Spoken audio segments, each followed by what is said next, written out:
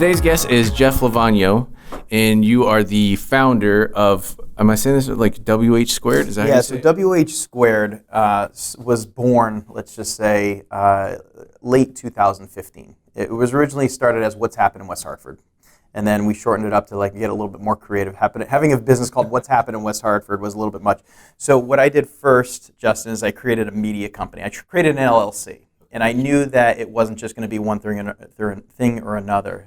So I created an LLC called What's Happenin Media Company. Okay. So I didn't pigeonhole myself into anything. So WHsquared was born out of What's Happening in West Hartford, the WH. So I hooked up with a local developer, a couple other people, an incubator, and they helped bring me to market. And I launched the mobile app. So it started out as a mobile app. So in the very beginning, as I built some social media following, which focused on events in town. I knew I was going to develop the mobile app.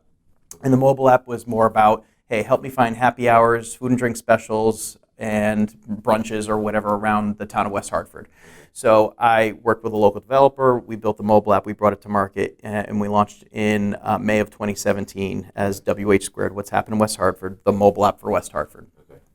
So since then, the mobile app has been growing. Get followers each day. We get downloads, new people on the mobile app. Since then, it's evolved. So it's become much more than just a mobile app, which we can talk about a little bit more. But it's not just a mobile app. Now we have a podcast, and now I have a newsletter that's 2,600 people and growing. And now I have a social media following that's over 2,600 on my Facebook. Okay. So it's become much more than just the mobile app, which is really kind of was my intention, but a lot of people know me for, hey, you created a mobile app. Right. I did, but there's a lot of storytelling that happens around the mobile app. Right. And now it's become a hyper-local marketing platform. So that's kind of the short, long story, if you will, of how WHsquared, and now it's called, we rebranded it last year. So last year, I formed a strategic collaboration with WHsquared, which is the local news, the hyperlocal news in West Hartford. So I have a great relationship with them. All of my content lives on their platform, but I pretty much run the experience WHsquared. So WHsquared.com is the news. So Ronnie Newton does a great job with the news. I handle the more social aspects, so the mobile app, and then, of course, I do a podcast. So it's actually very refreshing, Justin, to be on the other side of the microphone, if you will, to do a podcast. So thank you for having me. Yeah, for sure. I read an interview with you about like how you came up with the idea.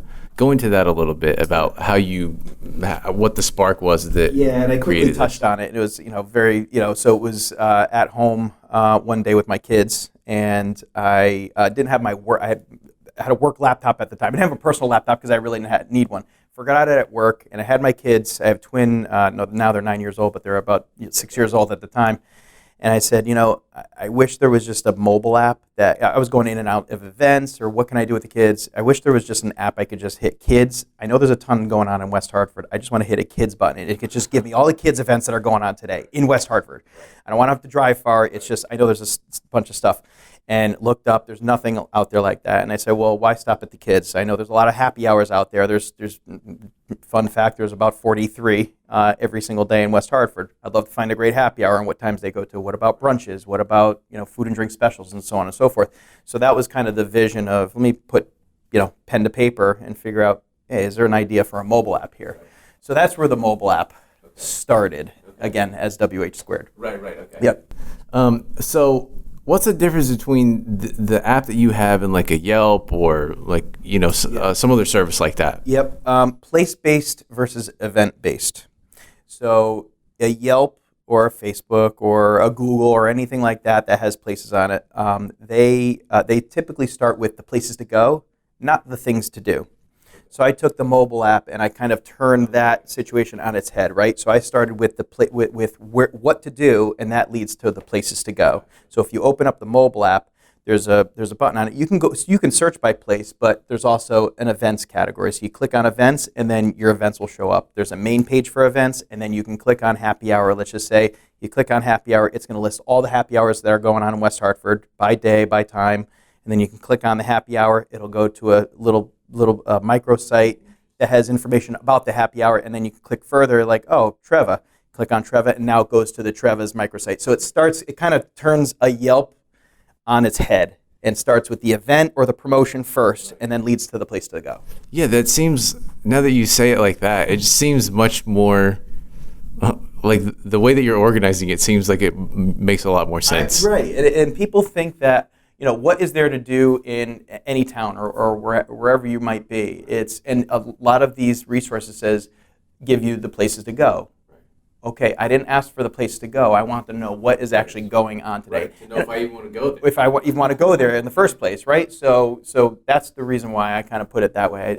I turned everything on its head. And there's other completely great resources, and even that I leverage. I mean, Facebook is a great resource for events. Google or Eventbrite is out there. There's so many places that list events. I just list it hyper-locally. I just focus on the town, and I get a little bit more nitty-gritty with the information. How are you going about getting this information? Are you like crowdsourcing this stuff? Are you, because I've done stuff similar to this before, and trying to collect that, trying to organize that information, it's a ton of work to try to figure out where to go to get all this stuff. Yeah, it is. It is a work. It helps to also employ a good local intern that wants to get involved and understand how that works. We are working on a Facebook import, so Facebook again is a great resource to import information into the app. So we're working on that as well. But it is a manual process. But like anything else, it's a side hustle, and we get it done. So we try to populate the app as much as possible. You can never find everything. I drove myself nuts. Believe me, in the beginning, I have to have every single event on here, and it has to have every promotion that's going on in town. You just can't. No resource has that out there. So you just do the best that you can to make it a good enough resource where I can, find something to do. Each category is populated enough where I can find something. Yeah. Yeah, you mentioned the intern. As I was doing my research, there was an article that I read or an interview that I read where you talk about that you use local interns to sort of like you just mentioned, right? Yeah. That's something that I feel like people, even me, don't utilize enough. Mm-hmm. Especially like we were talking about before we started recording, is like trying to do, I'm assuming you know Gary Vee, right? Yeah, love Gary Vee. Right, to put out 100 pieces of content a day on your own, like that's impossible. Right, yeah, he has a team of like 17 people or something. Right. But like, I do see the value in putting out that much content every day, as long as it's valuable content, right? Because the question is always like, is it too much? Are you putting out too much content? If you're putting out something that's valuable, like there's never too much of it, right? It's always if you gave someone gold, they would never say, okay, this is enough gold. Exactly. Yeah. So as long as it's valuable and it's not just a bunch of like shit, spam and everything, then that's different. But talk about how who else is on your team? Well, sort of go through the people that are on your team. First of all, I have my business partner. His daughter does some work for me. She just graduated high school, so going to be looking for she's going to be off to college soon. So, but that's been great experience for her. I've used local college interns. University of Hartford's been a great resource as well. So people just to look to do some stuff, even if it's just social media marketing, which is not my favorite thing to do, to post social media. But even if it's something for them to get exposure to do it, and it is in most cases they get credit for that. They get college credit for it to do it. So definitely.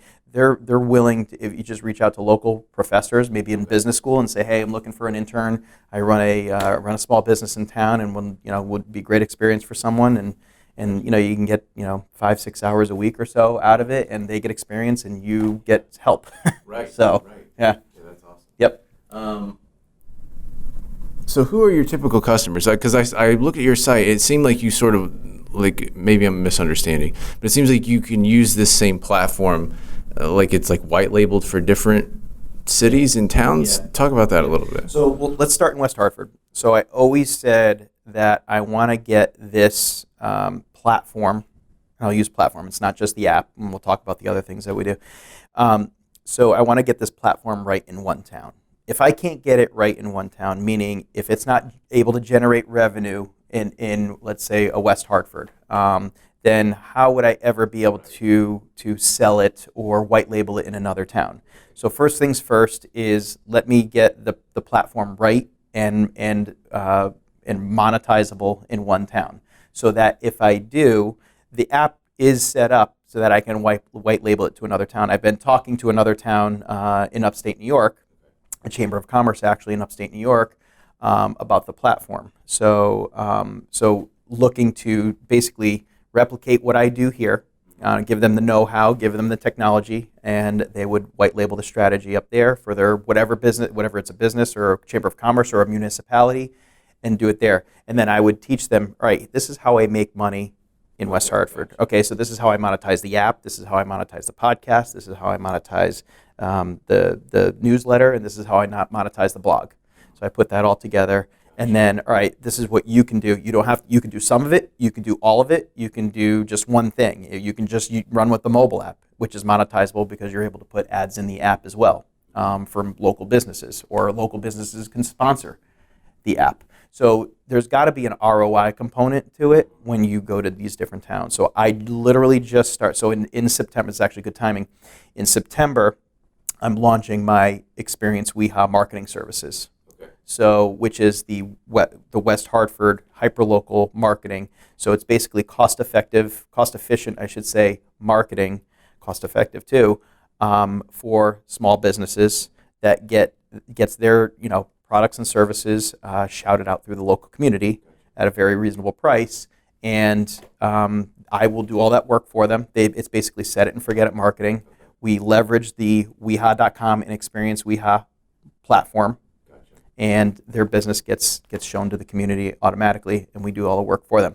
Now, I'm only taking a limited number of businesses to do it because I only have so much real estate. Right. So I'm limiting it to a number of businesses, and then starting in September, we're going to start just doing local marketing for businesses that need help. Okay. So I'm starting to put that together now. Yeah. So, what's your ultimate goal with this project? Is it to just run it locally, or you know what I mean? Like, is it just local and occasionally doing it for other people that maybe there would be a need?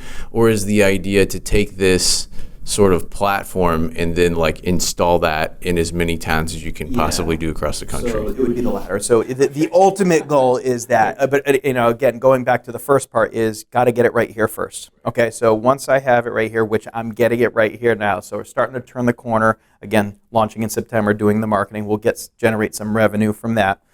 Once I get, to that point, it is much easier to install or even pitch to another town or municipality. So ultimately, it would be, let's say another municipality would adopt it, and they would run with it. I would give them all the support. I give them the technology, give them the access. They could put whatever logo they want to put on the mobile app or anything else that they want to do. And I would become almost like a consultant too. So I'd get them up and running, and then they can be off and running and do their own town, however they want to structure the mobile app for themselves, because it's pretty open-ended. I made the mobile app itself to be very open-ended in terms of how they wanted to display the data. So they can create any categories that they want. So let's say the town didn't have any happy hours or wasn't that type of town. Well, they don't have to put a happy hour category. They could just leave it. They don't have to have that. They could put, but let's say they do a lot of farm events or anything like that. They can just put, they can add a new category. So it's very flexible. It's nimble to be customized to whatever municipality or chamber of commerce wants to put in there. So, but I wouldn't be running it. That would be up to them to run it. So yeah, it's enough to run just one town in West Hartford. So it would be up to them to run the whatever town it might be. One thing that I think is interesting that you said, which a lot of people, especially these days, don't really think about, is especially because there's so much money floating around, right? If you want to raise funding, you can go do that. It's easier than ever probably to get money like that because there's so much of it. One thing that I feel like people fall into the trap a lot of not figuring out how this thing's going to make money. Correct. You know what I mean? That's because of Amazon and Uber and all these other things. Is you just get enough going to raise your next round of funding. Yeah. But that's not really a business. Yeah. I mean, maybe if you're Amazon, right, then you can play that game. Yeah. But and if you're not, it's tough to play that game when the economy crashes and you're not Jeff Bezos. Yeah, right? And don't try to play that game. Right. So don't try, and that's the thing, is be well, is this trying to be like Facebook? Is this trying to be no, you don't have to be like those companies. You just have to be different. right? So if you can latch onto one thing, and if it's in your local neighborhood, your town, or your municipality, it's one thing that makes it different and makes people's lives easier in a community. Just be different, right? Facebook does a lot, but it can't do everything. Amazon does a lot, but it can't do everything. So if you can slice and dice data a little bit different than they can, that they even care to, but you can also make your own little, side living or whatever doing it, then don't do that. I mean, it's singles and doubles. Don't, right? If you're trying to swing for the fences and trying to be Facebook tomorrow, more times than not, you're going to lose. So just, that's one of the biggest lesson I've learned, is don't try to be like them. Just be different. Right? Don't try to beat them. Be different than them. Right. Yeah. Different is better than better a lot of the time. That's it. Yeah. Exactly. It's funny you say, if they even care to. That reminds me of a story. My uncle started. I'm from Oklahoma, and so I tell you that. And my uncle started a rural telephone company in Oklahoma after World War II. Okay. So he got like funding from the government and everything, and started this thing and built it up to be like a big company. Right. I mean, it's a privately held company, but it's a big company. Yep. And one of the things that happened was there was, I don't remember what it was, some big service provider, internet service provider in the area decided that this particular market was too small and they weren't going to service the area anymore. And so like they just like got out of the business totally. And like this was awesome news to this small company because they knew they were going to get, overnight they would get thousands of customers, you know what I mean? Because it was quote unquote too small. But for them, it was like a massive deal that they could get. So I think people get caught up in trying to, trying to make hundreds of thousands, $1 million, all of that stuff, right away, right? They're trying to conquer the world, right away. So, and it builds it could build a level of unhappiness, right? To try to get there, right? It's all the stress, it's the sleepless nights and everything. And not saying that I don't have sleepless nights, but this isn't something that, look, if it turns out, in 3-5 years that someone's interested in the technology or the platform or to take me to a different level, great. If not, I'm still just as happy, right? So when you talk about it's easy to get funding, it could be. I haven't even looked for it, to be honest with you. I haven't been very proactive in doing it because I'm still working on the I'm working on it. I wouldn't have sold this day one. Not that people were coming knocking at my door, but I wouldn't have sold it day one. There was really nothing to sell until it's starting to become something, and maybe I'm still 3 or 5 years away. And I've had conversations with venture capitalists. I haven't gone to an official pitch to do that. But I've talked to people who have that experience or in venture capitalism, and their advice to me says, Jeff, get 3 or 4 separate towns under your belt first, then you have something to talk about. Right. Okay, I'm on my way. Right.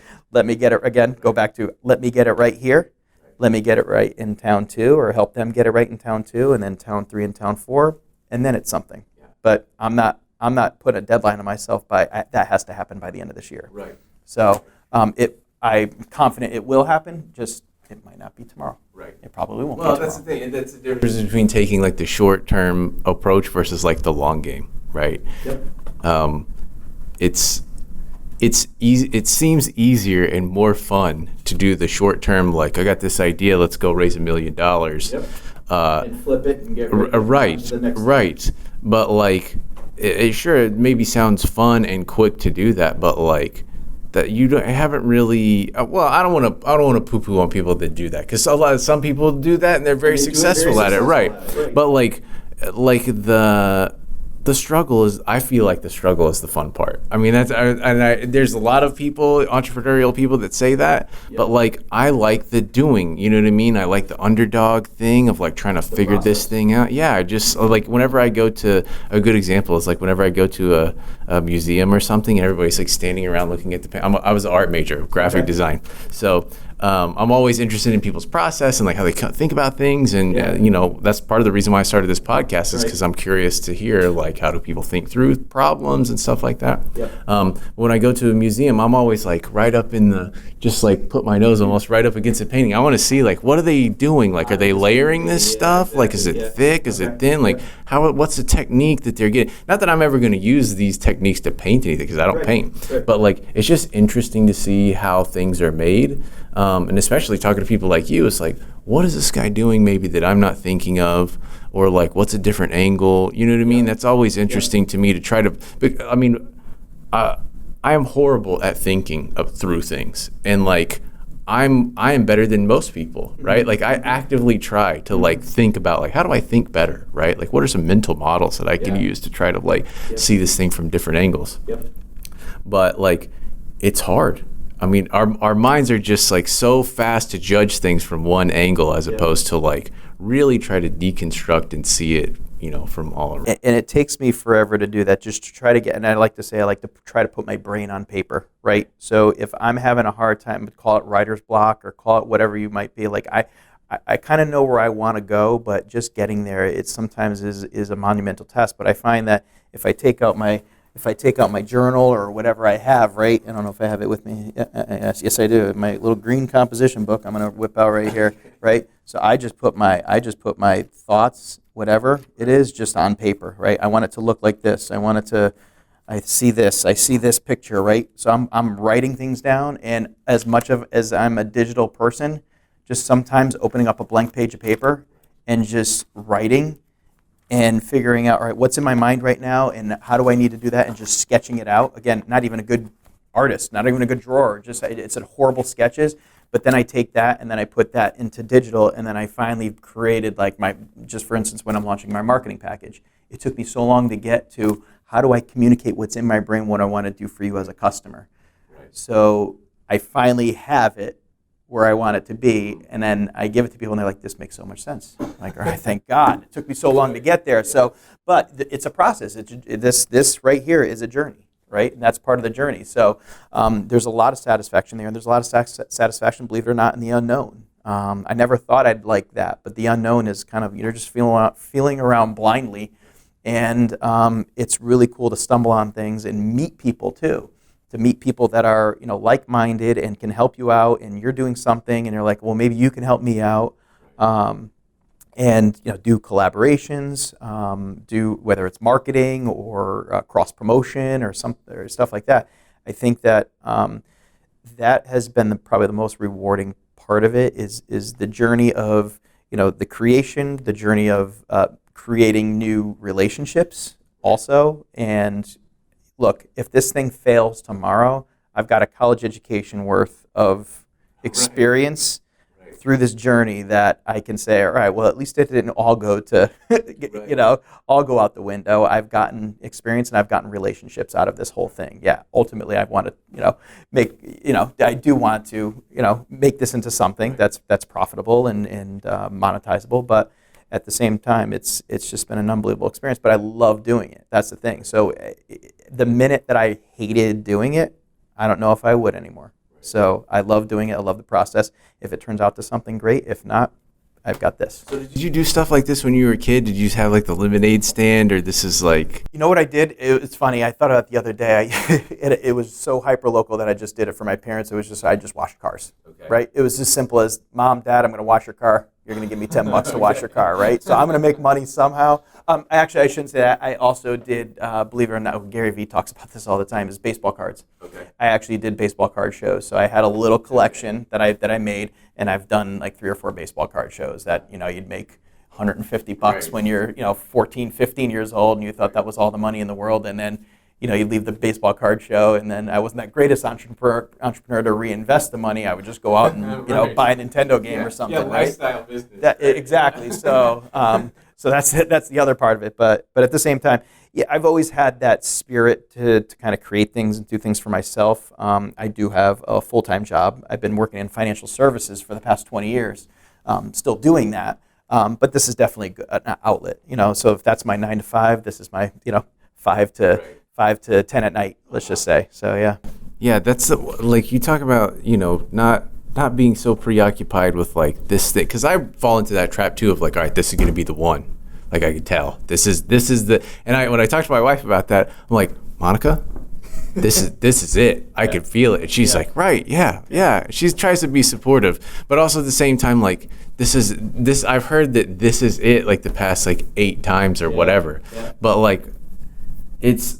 And I have here like a question, like how did the ambiguity of like, because that's something that I'm always curious to talk to other people who do this, is like how do you, well, like the famous Steve Jobs quote, right? Like you can only connect the dots looking backwards, like you can't connect the dots moving forward. Right. So how do you navigate things without knowing, because there's the real possibility in any business that like what you're doing today is great, and then like tomorrow Google announces a thing and it's like over with, right? Same with like Periscope, Meerkat, all that, you know what I mean? It's like, all right, this great new like live streaming thing, like no, we're doing this, like okay, well, it's not a business anymore. So how do you navigate? Do you think about that stuff? Are you looking to see what other people are doing? You're just kind of working on your own? I'm doing my own thing. I'm staying in my lane, and I'm continuing to do it. And again, going back to your example about, that cable company didn't really care about that little bit of a market. I care about the little bit of a market, and I highly doubt Facebook's going to go like, we have to take over West Hartford, and we have to make this. They don't care, right? And that's the other thing. People just don't care. Like, try things, right? So you can't be afraid to try things. So it in most cases, it really hasn't hurt me to just try new things and put it out there and try. If it didn't work, then all right, try another thing tomorrow or try another thing the next day. It's and you try enough things, you'll start to connect those dots as you think, all right, this one worked, this one didn't work. Oh, and this one worked. All right, well, that's two.